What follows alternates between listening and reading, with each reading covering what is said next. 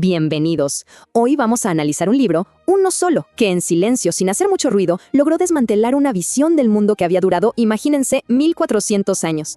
Vamos a explorar esto.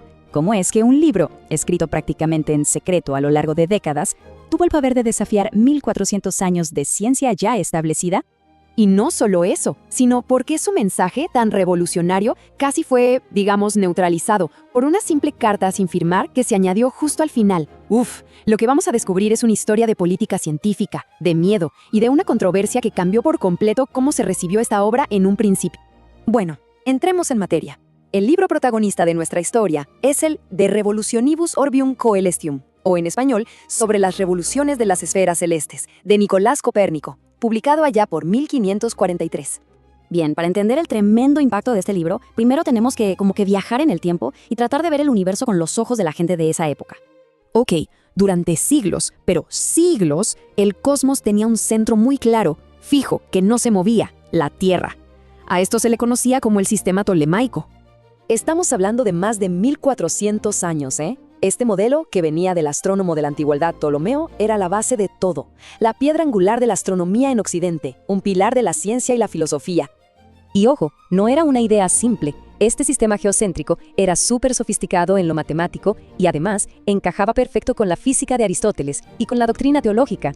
No era solo una teoría, era el sentido común, un hecho tan real como para nosotros es que las cosas se caen por la gravedad. Pero entonces llega Copérnico, y él propone algo totalmente radical. Y no fue una idea que se le ocurrió de la noche a la mañana, ¿eh? Fue el resultado de décadas de observar el cielo con una paciencia infinita y de hacer cálculos súper meticulosos. Ya lo había empezado a delinear en su manuscrito, el Commentariolus, por allá antes de 1514. Aquí se ve clarísimo el cambio.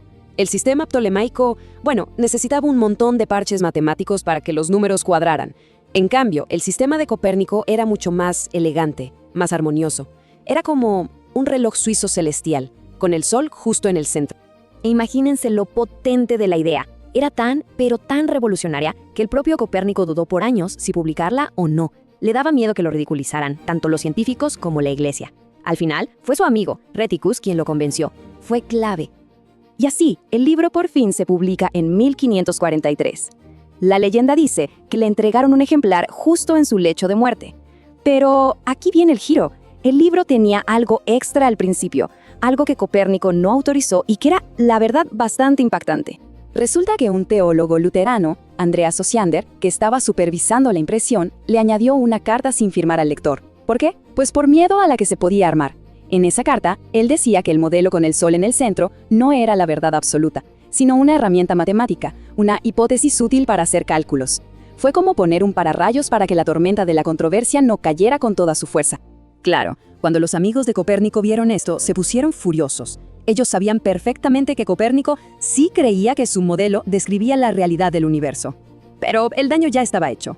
Por décadas, muchísima gente pensó que esas palabras de cautela eran del propio Copérnico.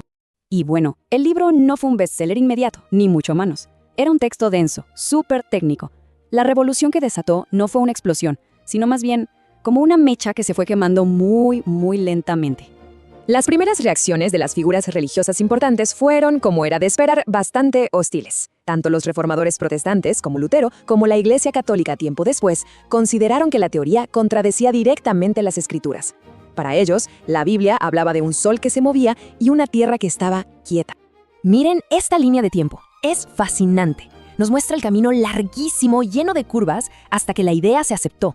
Fíjense que los cálculos del libro, las tablas que se generaron, se empezaron a usar por los astrónomos mucho antes de que la idea principal, que la Tierra se movía, se aceptara como un hecho real.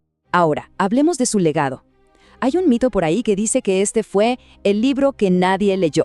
Pues nada más lejos de la verdad. Un historiador, Owen Gingerich, le dedicó 35 años a un proyecto para demostrar que casi todos los astrónomos importantes de la época lo tuvieron y lo estudiaron a fondo. Así es, logró catalogar 276 copias de la primera edición.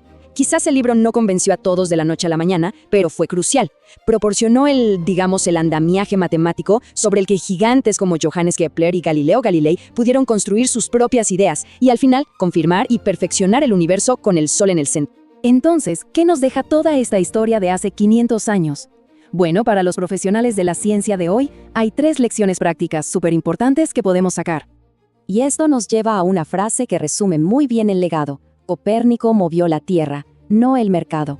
¿Qué significa? Que las ideas más revolucionarias no siempre causan un revuelo inmediato. Su verdadero valor se ve con el tiempo, en el trabajo que inspiran en otros.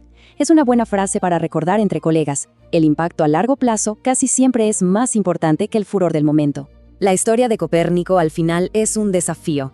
Nos invita a mirar las bases de nuestro propio conocimiento. Así que aquí va la llamada a la acción.